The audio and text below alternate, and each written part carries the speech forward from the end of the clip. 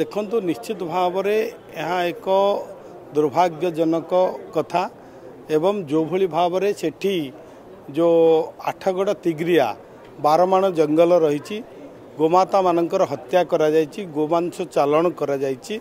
आज मु निजे आमे जो एसपी प्रतीक सिंह सहित मु कथबार्ता करिछि सेठी संपूर्ण रूप से चढ़ाऊ करा जायछि, बैन करा जायछि एवं सही अंचल को जोपरी भाव में गो माफियांकर संपूर्ण बंद करने सरकार वर्तमान पुलिस विभाग तरफ तत्परता देखा जायछि। निश्चित भाव में वर्तमान ताको बंद करा जाए, किंतु गत दिन रे जोटा आजिर ये घटना नुह दीर्घ दिन से घटना जहाँ आम आपण मानकर टीवी मीडिया रू आम देखिपारे जो भली भाव में गो मातांकर जो भली हाड़ एवं चर्म सेठी गदा होती। तेणु दीर्घ दिनर ये कार्य गत सरकार रे आकु सेठी स्थानीय नेता माने बा बिना स्थानीय नेता बिना स्थानीय पुलिस प्रोत्साहन रे यही सबू कार्य हो पारिबो नाही।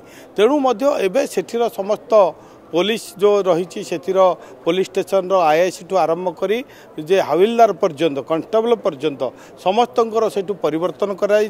नूतन भाव में सेठी आमे आईआईसी एवं अलगा पुलिस अफिसर मानकर नियुक्ति करा जायछि। वर्तमान समस्त तदारखा करा जाउछि एवं सेही अंचल को पूरा निषिद्ध करी सील करा जायछि एवं निर्देश मध्य दिया जायछि तुरंत ताकू रिपोर्ट प्रदान करबा पई एवं जो माने एही भली कार्य रे जो लिप्त अछंती तांको विरोध में दृष्टांतमूलक पदक्षेप नेबाई एसपी को मध्य निर्देश दि जाइछि। निश्चित भाव में देखंतु बिना कोनोसी प्रोत्साहन यही एक दीर्घ दिन कार्य चली पारिबो नाही। सेठी प्रशासन कहीं तल दिन चुप थिला, सेठीर राजनेता माने कहीं चुप थिले, एटा तो निश्चित साधारण जनतार मध्य प्रश्नवाची अछि एवं ताकू मध्य अनेक लोक शुणा पाऊँगी से अंचल रे मीडिया वाला मानक सेठी बारण करा जाउथिला।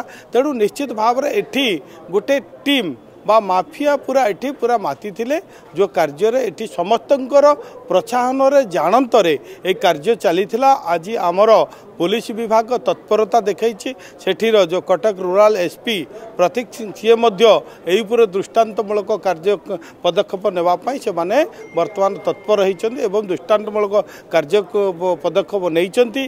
किछि लोक मध्य एथिरे अरेस्ट अछन्ति, जेल जाइछन्ति एवं किछि लोक को मध्य पचार उचरा चलीछि एवं जो माने एथिरे संश्लिष्ट अछन्ति निश्चित भाव में तांको विरोध में दृढ़ पदक्षेप कार्यानुष्ठान नेबाई सरकार चिंता कर।